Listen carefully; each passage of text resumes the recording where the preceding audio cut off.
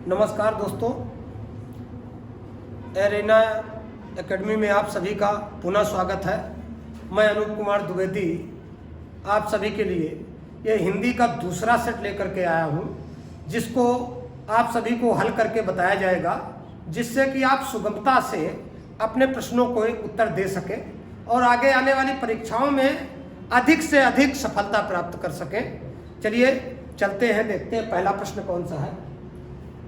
देखिए पहला प्रश्न हमारा है, समुद्र की सीमा अनंत है, वाक्य में प्रयुक्त अनंत शब्द का विलोम शब्द बताइए।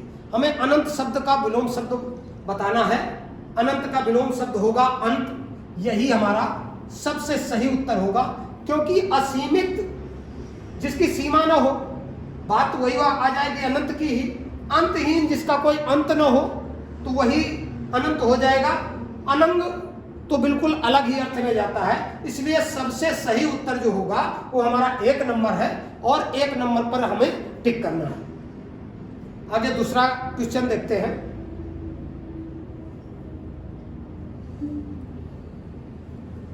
ऊंट के मुंह में जीरा मुहावरे का सही अर्थ क्या है?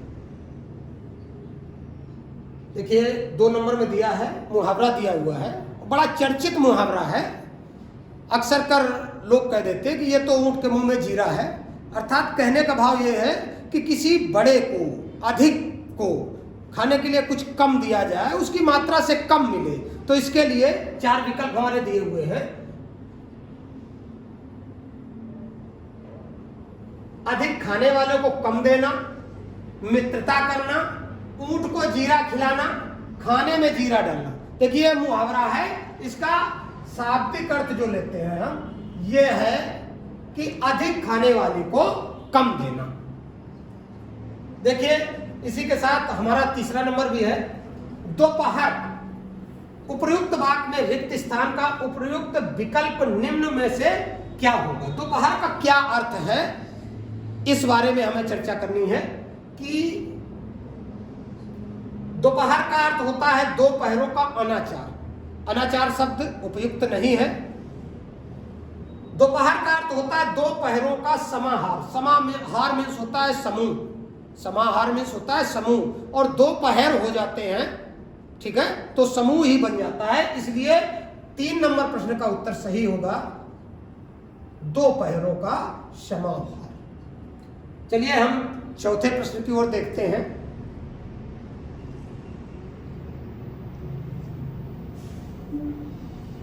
निम्नलिखित वाक्यांश के लिए उपयुक्त शब्द का चयन विकल्पों में से कीजिए। जिसने चित्त किसी विषय में दिया है या लगाया है। देखिए सबसे पहली बात आती है दिया है, ठीक है, तो देना शब्द आएगा। हम बड़ी बारीकी से देखेंगे कि देना शब्द किस शब्द में आ रहा है, ठीक, तो विषय चित्त, ये तो उचित नहीं है।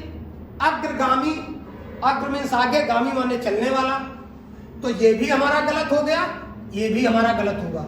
दत्त चित्त, दत्त माने देने वाला, चित्त माने मन, ठीक है, तो इसका जिसने चित्त किसी विषय में दिया, तो इसका सही उत्तर होगा हमारा 3 नंबर, दत्त चित्त।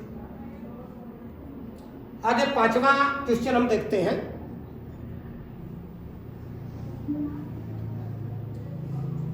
इस जल में अनेक जीव हैं, रेखांकित शब्द के लिए विलोम शब्द का चयन कीजिए। देखिए जल का विलोम शब्द हमें देना है। जल का थल दिया है, तालाब दिया है, सलिल दिया है, स्थान दिया है, तो जल का सबसे उचित विलोम शब्द थल ही होगा, क्योंकि तालाब हो नहीं सकता है, सलिल मीन्स जल ही होता है, और स्थान मतलब किसी स्थान के लिए तो सबसे उपयुक्त उत्तर जो होगा वो 5 नंबर का होगा, थल। छठा क्वेश्चन देखते हैं।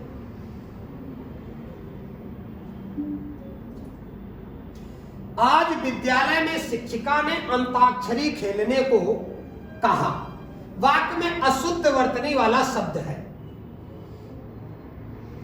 4 विकल्प दिए हुए हैं।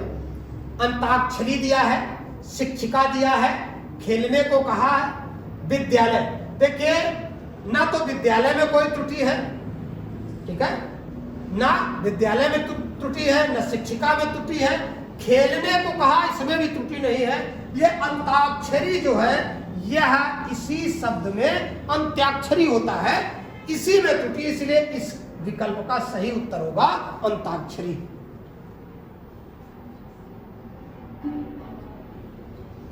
निम्नलिखित मुहावरों के लिए उपयुक्त सार्थक शब्द। नानी याद आना, लगभग सभी कह देते हैं। किसी काम में अगर कोई कठिनाई, परेशानी, दिक्कत, समस्या हुई तो बोल देते हैं उनको नानी याद आ गई, है ना। तो इसलिए इस मुहावरे को बड़ी सरलता से समझ सकते हैं हम लोग कि इसका सही विकल्प क्या होगा। किसी से मिलने का मन करना, तो इसमें तो कोई समस्या खड़ी नहीं हुई है, किसी की याद भी नहीं आई है। मुसीबत देखकर घबरा जाना, ये देखिए 2 नंबर पे, कि जब कोई मुसीबत देख करके हम घबरा जाते हैं उसके लिए प्रयुक्त होता है कि उनको नानी याद आ गई। तो इसका सही मुहावरे का अर्थ होगा मुसीबत देखकर घबरा जाना।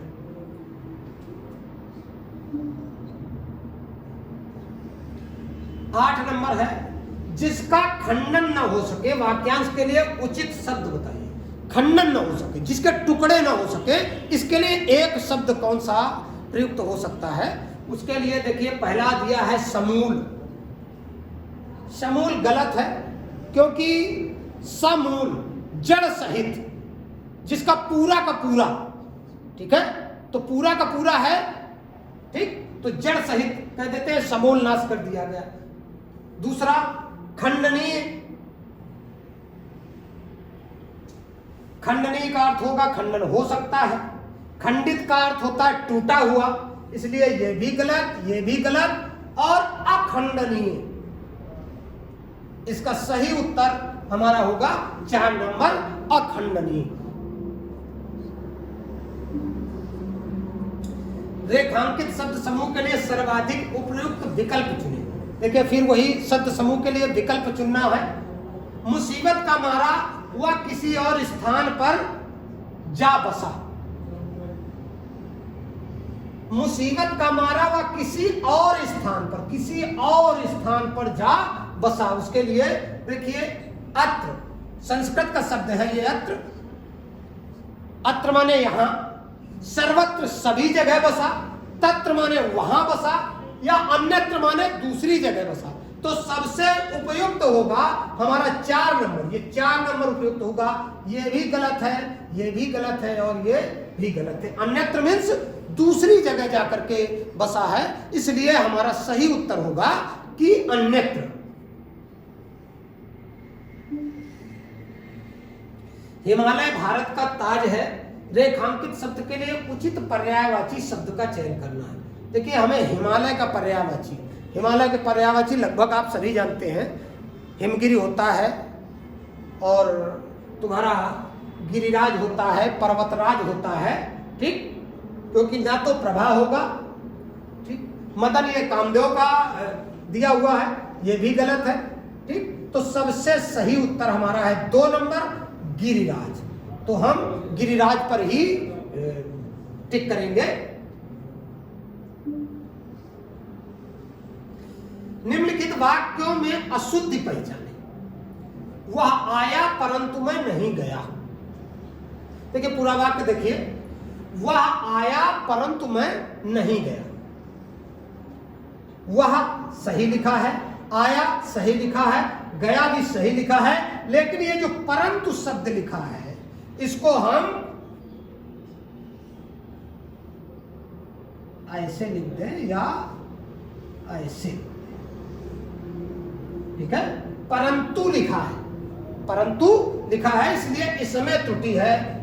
परंतु में ये 1 नंबर का जो हमारा विकल्प है वही सही होगा।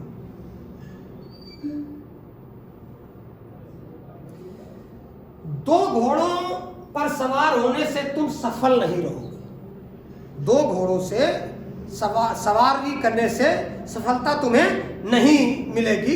इसके लिए विकल्प दिए हुए हैं। उपरोक्त वाक्य में रेखांकित अंश के लिए कौन सा शब्द उपयुक्त होगा? सवारी नीति, कि यह सवारी की नीति है, 2 घोड़ों पे सवार होना। दुरंगी नीति है, त्रिरंगी नीति है, या सफल नीति? देखिए पहले ही दिया गया है, 2 घोड़ों पर सवार होने से तुम सफल नहीं होगे, तो सफल नीति तो हो ही नहीं सकती है, सवारी करने की नीति हो ही नहीं सकती, ये दोनों गलत। ठीक, दुरंगी यानी 2 रंग की नीति, इसलिए इसका सबसे सही उत्तर हमारा यही होगा 2 नंबर पे कि 2 रंगी नीति, हमें 2 रंगी नीति नहीं अपनानी। 13 नंबर विकल्प दिया है, निम्नलिखित में से अव्यय से बना विशेषण शब्द। देखिए अव्यय से जो निर्मित है उसको हमें छांट करके लिखना है। ये देखने से ही पता चल जाता है कि कौन सा है, ये पिछला, अगला, बाहरी, ये सब तो हो नहीं सकते हैं, इसलिए ये अव्यय से निर्मित शब्द है, विशेषण कैसा। ठीक है, इसलिए इसका उत्तर होगा 2 नंबर और इसी आंसर को हमें लिखना है। आकलन शब्द के लिए इनमें से उपयुक्त पर्यायवाची शब्द कौन सा है? देखिए आकलन, कई बार हम कहते हैं इसका आकलन कर लिया जाए, अर्थात अंदाजा लगा दिया जाए, अंदाजा लगा लिया जाए। तो इस पर भी देखते हैं अगणन, यानी जिसकी गणना अभी नहीं हुई। ठीक है, अंदाजा है। शरण, किसी दूसरे की शरण में जाना। नूतन, नया। और गणना तो बिल्कुल गलत ही है, क्योंकि जो गणना हो गई है तो उसका आकलन नहीं किया जा सकता है, वो तो फिक्स हो जाएगा ना कि ये 3 है कि 7 है कि 5 है, जो गणना हो गई। आकलन मीन्स हमको अंदाजा लगाना, तो इसके लिए सबसे उपयुक्त जो शब्द है वो हमारा होगा अगणन। यही 1 नंबर हमारा सबसे उपयुक्त विकल्प होगा। मूल क्रिया, प्रथम प्रेरणार्थक क्रिया और द्वितीय क्रिया, ये हमें छांट कर लिखना है। ये जो क्रम होता है तो उस क्रम से लिखना है कि मूल क्रिया कौन सी है, फिर प्रथम प्रेरणार्थक कौन सी है और द्वितीय प्रेरणार्थक कौन सी है। तो इसमें हम देखेंगे कि सबसे उचित कौन सा। उठना ये मूल क्रिया है, करना ये मूल क्रिया है, और सुनना मूल क्रिया है, बजना ये मूल क्रिया है। अब मूल क्रिया पहले आएगी, उसके बाद हमारी प्रथम प्रेरणार्थक क्रिया। तो प्रथम प्रेरणार्थक क्रिया हम देख रहे हैं कि उठाना, उठाना प्रथम प्रेरणार्थक क्रिया है, उसके बाद उठवाना, किसी अन्य से कार्य कराना। ठीक है, तो सबसे बेहतरीन जो है क्रम यही है। देखिए इसमें क्या हुआ, पहले कराना आ गया, प्रथम क्रिया बाद में आ गई। इसमें भी प्रथम क्रिया जो हमारी मूल क्रिया है वो मूल क्रिया बाद में आ रही, पहले प्रथम क्रिया आ रही। ठीक है, और इसमें द्वितीय क्रिया आ रही है 4 नंबर में। इसलिए सबसे उचित उत्तर होगा उठना, उठाना, उठवाना। अगर इसी तरह से करना, कराना और करवाना, इसी तरह से सुनना, सुनाना और सुनवाना, बजना, बजाना और बजवाना। इसलिए सही जो क्रम है वो हमारा 1 नंबर का है, उठना, उठाना, उठवाना। निम्नलिखित गद्यांश में से कुछ शब्दों को हटा दिया गया। गद्यांश के नीचे पूछे गए प्रश्नों में इन रिक्त स्थानों के लिए उपयुक्त शब्द का चयन विकल्पों में से करना। देखिए एक पूरा पैराग्राफ दिया है, उस पैराग्राफ को हमें हल करना है। उसके लिए विकल्प भी दिए हुए हैं कि किस तरह से, कैसे हम उसको पूर्ण करते हैं, बड़ी समझदारी के साथ। क्योंकि लगभग ऐसे पैराग्राफों में जो भी आंसर दिए होते हैं, 4 जो विकल्प दिए होते हैं, देखने में लगभग एक जैसे लगते हैं। उपयुक्त शब्द का चयन बड़ी हमें ढंग से देख करके, समझ करके देना होता है। तो देखते हैं हम, पहला क्या है, राष्ट्र के विकास के लिए चरित्र निर्माण परम आवश्यक है। तो राष्ट्र के विकास के लिए चरित्र निर्माण परम आवश्यक है। इसके लिए हमारा विकल्प होगा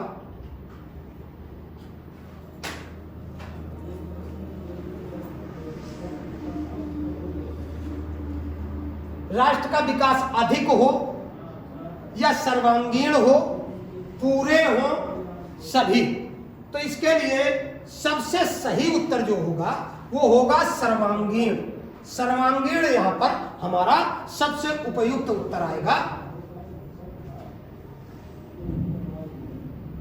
ये जो 2 नंबर हमारा है 16 नंबर क्वेश्चन का जो सही उत्तर होगा ये हमारा 2 नंबर आएगा कि हमारे राष्ट्र का सर्वांगीण विकास होना चाहिए।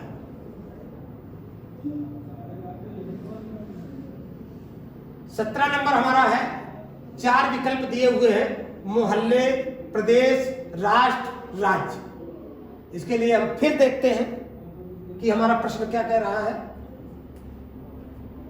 जिस प्रकार वर्तमान भौतिक निर्माण का कार्य अनेक योजनाओं के माध्यम से तीव्र गति के साथ संपन्न हो रहा है, वैसे ही वर्तमान की सबसे बड़ी आवश्यकता यह है कि देशवासियों के चरित्र निर्माण के लिए भी प्रयत्न किया जाए। उत्तम चरित्रवान व्यक्ति ही, देखिए, उत्तम जो चरित्रवान व्यक्ति होता है वो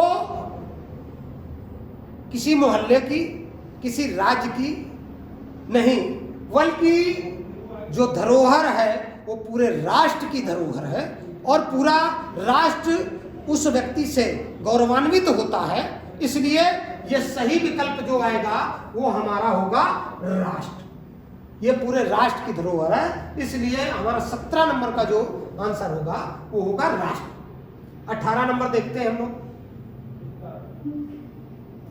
4 विकल्प दिए हुए हैं, कल्याणकारी, मनोहारी, हितकारी और लाभकारी। प्रश्न पर एक नजर फिर से डालते हैं। जनतंत्र के लिए तो यह एक महान योजना है। कैसी योजना है? चारों विकल्प दिए हुए हैं। कल्याणकारी योजना है या मनोहारी योजना है, यानी मन को हरने वाली है, या कल्याण करने वाली है, हितकारी है जो हमारा हित कर सके, या लाभ देने वाली योजना। तो ऐसे में चारों हमें लगभग दिखाई देते हैं कि ये भी सही हो सकता है, ये भी सही हो सकता है, लेकिन जिस योजना के द्वारा मानव समाज का कल्याण हो सके, राष्ट्र का कल्याण हो सके, इसलिए इसका सबसे उपयुक्त उत्तर है कल्याणकारी। क्योंकि मन हरने से, जैसे दूसरा हमारा दिया ये गलत आंसर है कि मन जब कभी किसी सुंदर बगीचे में पहुंचते हैं हम, तब वो लगता है कि चलो बड़ा मनोहारी दृश्य है। किसी मंदिर शिवालय में पहुंचे तो मूर्ति को देख करके हम ये कहते हैं, प्रणम्य भाव हो जाता है हमारा कि बड़ी मनोहारी मूर्ति है, मन प्रफुल्लित हो गया। तो इससे तो राष्ट्र का काम चलने वाला नहीं है, इसलिए सबसे उपयुक्त उत्तर होगा 18 नंबर का, वो है कल्याणकारी। अब हम 19 नंबर देखते हैं। राष्ट्र, समाज, राज और लोग। प्रश्न की तरफ नजर डालते हैं कि हमारा प्रश्न क्या कह रहा है, इसका उत्तर सही कौन सा होगा।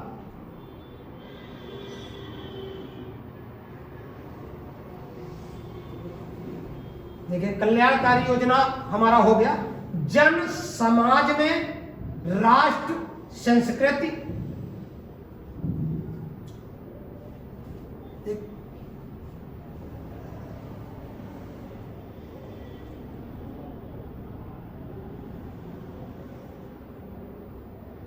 जन और समाज हो गया, ठीक है, में राष्ट्र, संस्कृति, समाज और परिवार।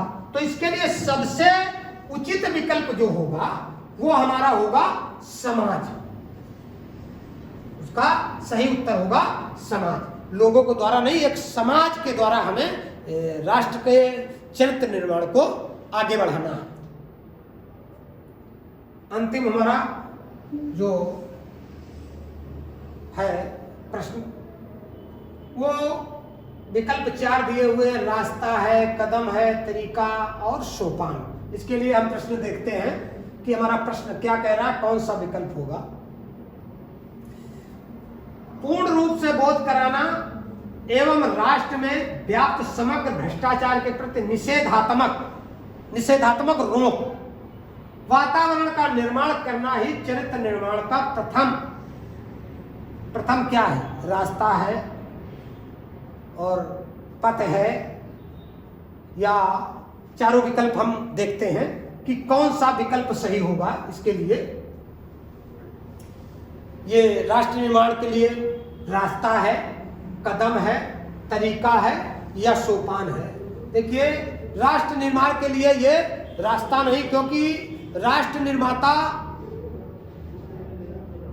स्टेप बाय स्टेप, एक क्रम से, जब भी हम किसी कार्य को क्रम से करते हैं तभी हम राष्ट्र के हित में, राष्ट्र के कल्याण में या राष्ट्र के विकास में हम सफल हो पाते हैं। इसलिए सबसे सही उत्तर होगा या सोपान। चलिए दोस्तों,